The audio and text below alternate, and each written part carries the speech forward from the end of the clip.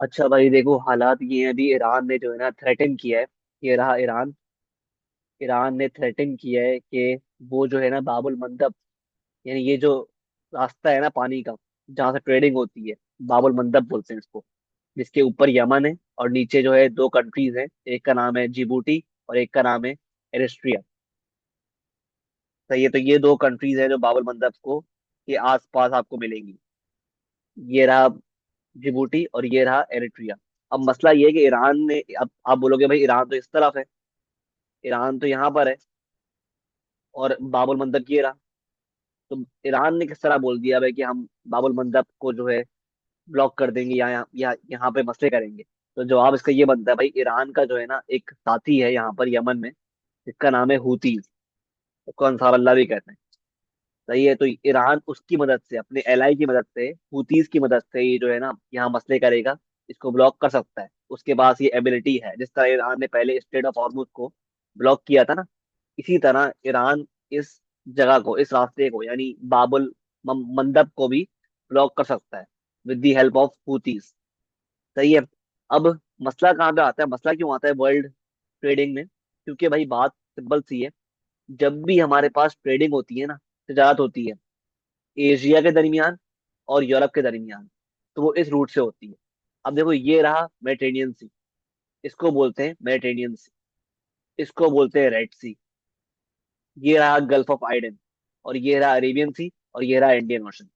अब जब भी हमारे पास मेजोरिटी जो तजारत होती है ना, ट्रेडिंग होती है, वो इस रूट से होती है कि भाई पहले शिप्स आती हैं मेडिटेरेनियन सी में, फिर आती हैं रेड सी में, फिर पास करती हैं बाबुल मंदब से, और फिर एंटर होती हैं इंडियन ओशन में, अरेबियन सी में, through the gulf of Aden. यहाँ पे गल्फ ऑफ एडन। सही है। अब ये रहा स्विस कनाल। तो जब भी जो है स्विस कनाल और बाबुल मंदब, जो ये है ना स्ट्रेट जो है, रास्ते हैं, ये बड़े इंपॉर्टेंट है ट्रेडिंग के लिए, ग्लोबल ट्रेड के लिए। क्योंकि एशिया और यूरोप के दरमियान जब भी मेजोरिटी जो ट्रेडिंग होती है ना, वो इस रास्ते से होती है। यानी अगर मैं आपको फैक्ट बताऊं, फैक्ट के हवाले से, तो तकरीबन 70 के करीब शिप्स जो है ना, इस रास्ते से पास करती हैं बाबुल मंदब से, हर सिंगल डे, हर दिन पास करती हैं। और तकरीबन दुनिया का जो 25% तजारत है, वो इस रास्ते से मूव करता है। तो अगर ईरान ने बाबुल मंदब ब्लॉक कर दिया ना, तो ग्लोबल प्राइसेस जो है ना, ट्रेडिंग बढ़ जाएगी। क्यों? क्योंकि मसला ये होगा, अगर रास्ता ब्लॉक हो गया या यहाँ मसले करना शुरू कर दिए यमन के हुतीज ने, तो मजबूरन शिप्स को ना, मजबूरन शिप्स को ये रूट पकड़ना पड़ेगा। अब शिप्स यहाँ से आ रही थी पहले, अब वो शिप्स यहाँ से आएंगी, पूरा घूम के अफ्रीका के अराउंड। ये नीचे आता है केप ऑफ गुड होप। ये रहा केप ऑफ गुड होप। फिर यहाँ से आएंगी एशिया में, या अगर एशिया से जाना होगा यूरोप में, तो वो यहाँ से जाएंगी,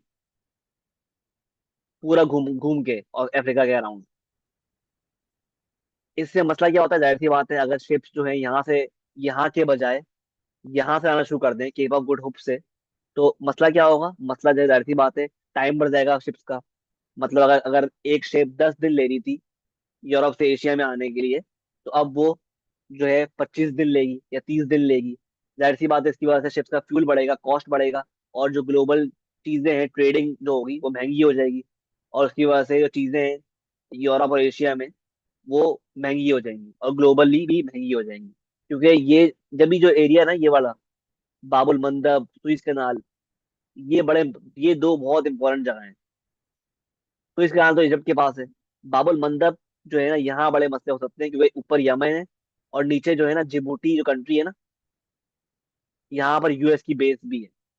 और जब भी जो है ईरान प्रेशर डालने के लिए, ताकि वॉर खत्म करने के लिए, प्रेशर डालने के लिए पावर्स पे, ये बाबुल मंदब भी ब्लॉक कर सकता है, अगर उसको, उस पर मजीद जो है हमले किए यूएस ने, इसराइल ने।